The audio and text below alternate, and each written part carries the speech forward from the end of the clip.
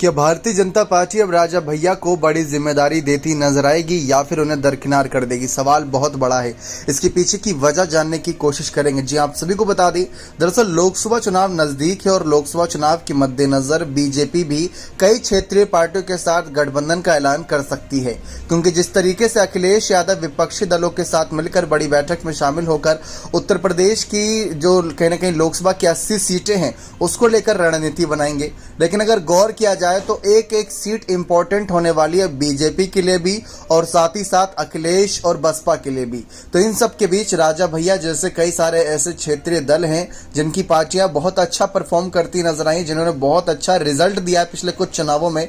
जैसे विधानसभा चुनाव की बात कर लें तो जहां कांग्रेस पार्टी एक समय देखा जाए तो इस समय राष्ट्रीय स्तर की पार्टी, लेकिन उत्तर प्रदेश में उनके पास 2 विधानसभा सीटें हैं। बसपा की बात कर ले तो वो राष्ट्रीय पार्टी है, लेकिन उत्तर प्रदेश में उनके पास 1 सीटें हैं। तो जनसत्ता दल जिसके मुखिया राजा भैया, उनके पास इस समय 2 सीटें हैं। नगर निकाय चुनाव में उनकी पार्टी ने अच्छा रिजल्ट पाया, एमएलसी चुनाव में उनका अच्छा रिजल्ट आया। भले ही पिछले लोकसभा चुनाव में उनके दोनों बड़े जो सांसद खड़े हुए थे पद के लिए उनको हार का सामना करना पड़ा, लेकिन पिछली बार से इस बार ताकत बढ़ी है।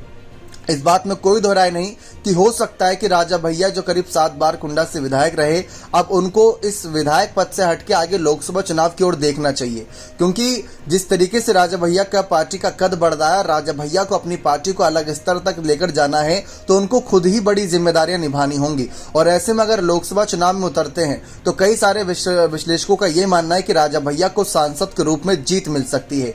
और अगर देखा जाए जब भी राजा भैया या निर्दलीय जीते या फिर किसी दल के साथ मिलकर अगर विधानसभा चुनाव जीते तो उनको मंत्री पद जरूर मिला है। ठीक वैसे अगर राजा भैया सांसद पद के लिए आगे आते हैं और अगर जीत जाते हैं तो बीजेपी अगर सरकार में आती है तो बीजेपी राजा भैया को क्या कहीं ना कहीं बड़े पद देती नजर आएगी सांसद के तौर पर? क्या बड़ी जिम्मेदारी देगी? सवाल बहुत बड़ा है, क्योंकि जिस तरीके से राजा भैया का विधायक के तौर पर कद बढ़ा, अब उनके चाहने वाले ये चाहते हैं कि राजा भैया सांसद के रूप में भी अपनी किस्मत आजमाते नजर आए। और अगर कामयाब होते हैं तो उत्तर प्रदेश ही एक ऐसा राज्य है जहां पर सबसे ज्यादा केंद्रीय मंत्री चुने गए हैं, और इसमें से अगर राजा भैया भी चुने जाएंगे बड़े पदों के लिए तो इस बात में कोई दो राय नहीं। और जनसत्ता दल को अगर राष्ट्रीय स्तर तक पार्टी में लेके जाना है तो राजा भैया को खुद ही कदम बढ़ाना होगा। रही बात इनके भाई अक्षय प्रताप सिंह की या दूसरे बाकी नेताओं की, तो वो तो जिम्मेदारी निभाएंगे ही, लेकिन राजा भैया को सांसद के रूप में अपने आप को अब आजमाना चाहिए या नहीं, अपनी राय कमेंट सेक्शन में जोड़ दीजिएगा। बहुत बहुत धन्यवाद।